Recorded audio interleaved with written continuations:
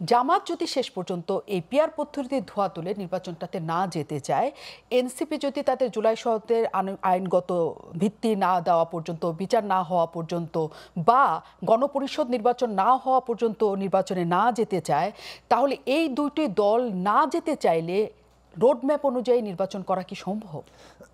প্রথমত, নির্বাচন যদি ক্ষতিগ্রস্ত হয় তাহলে কে সবচেয়ে বেশি ক্ষতিগ্রস্ত হবে? বাংলাদেশের এই মুহূর্তে যে জাতীয় স্বার্থ।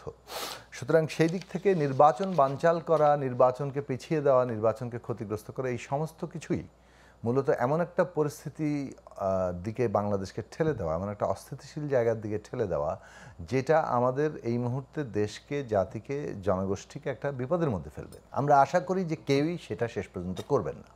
প্রত্যেক দলের দলীয় স্বার্থ তারা বিবেচনায় রাখেন, প্রতিযোগিতা থাকে গণতান্ত্রিক ব্যবস্থায়, প্রতিদ্বন্দ্বিতাও থাকে, কিন্তু এই মুহূর্তে একটা গণতান্ত্রিক রাজনৈতিক ব্যবস্থা গড়ে তোলা, অর্থাৎ একটা ইলেকশন সংস্কার, সংবিধান সংস্কার শেষ করা এবং এটাকে কার্যকর করার জন্য একটা নির্দিষ্ট সময়, ধরুন 2 বছরের কথা একটা প্রস্তাব এসছে, সেটা যদি কমিয়েও আনা যায় 1 বছর কিংবা 1.5 বছর, তাহলে এই সময়টা পর্যন্ত এই যে গণতান্ত্রিক একটা উত্তরণ, এই উত্তরণ পর্যন্ত ন্যূনতম জাতীয় ঐকমত্য রক্ষা করা দরকার আন্দোলনকারী শক্তিগুলো। তার অধীনেই প্রতিদ্বন্দ্বিতা করা উচিত। জাতীয় স্বার্থকে ছাপিয়ে গিয়ে দলীয় প্রতিদ্বন্দ্বিতা করলাম, দলের স্বার্থ বড় করে দেখলাম, তাহলে আমরা দেশকে এখন একটা বিপদের মুখে ফেলবো। আমাদের পুরো রাজনৈতিক বাস্তবতা একটা চরম অস্থিতিশীল জায়গায় যাবে এবং তার পরিণতি যা যা হতে পারে সম্ভাব্য, সেটা কারোর জন্যই ভালো হবে না। সুতরাং আমাদের আশা হচ্ছে যে প্রত্যেকটা রাজনৈতিক দলেরই এই উপলব্ধি আসবে, এইটুকু সাবালকত্ব আমরা অর্জন করব। কি পরিণতি হতে পারে? কি পরিণতি হতে পারে? পরিণতি আসছি, তারপরে আগে এটা আসি।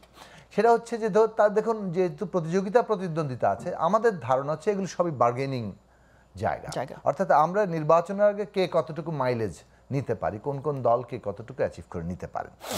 এখন পদ্ধতিগতভাবে যদি আসি, একটা হচ্ছে যে আমি জানি যে যুক্তি হচ্ছে এটা, কিন্তু আমি আমার কথাটা বলতেই থাকবো যাতে করে আমি আমার পক্ষের সমর্থনটা বাড়াতে পারি, সেইটা অনেকটা চলছে বলে আমরা মনে করি। কিন্তু যুক্তির জায়গায় যদি আসেন, তাহলে হচ্ছে যে পিয়ারই বলেন আর আপনি যে কোনো দাবির কথা বলেন, প্রশ্নটা হচ্ছে যে আপনাকে তো আসলে জনগণকে অংশগ্রহণ করাতে হবে।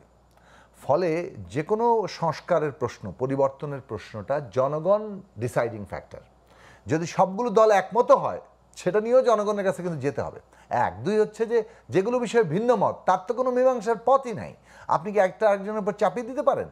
তাহলে সেইটারও মীমাংসা করবে জনগণ। ফলে বাংলাদেশে ভবিষ্যতে পিয়ার চালু হবে কি হবে না, পিপল ডিসাইড করবে। কিভাবে করবে? আমরা প্রত্যেকেই তো, এমনকি ভিন্ন মতে নোট অফ ডিসেন্টে লেখা ছিল যে এগুলো নিয়ে সবাই যার যার ইস্তেহারে জনগণের কাছে যাবেন।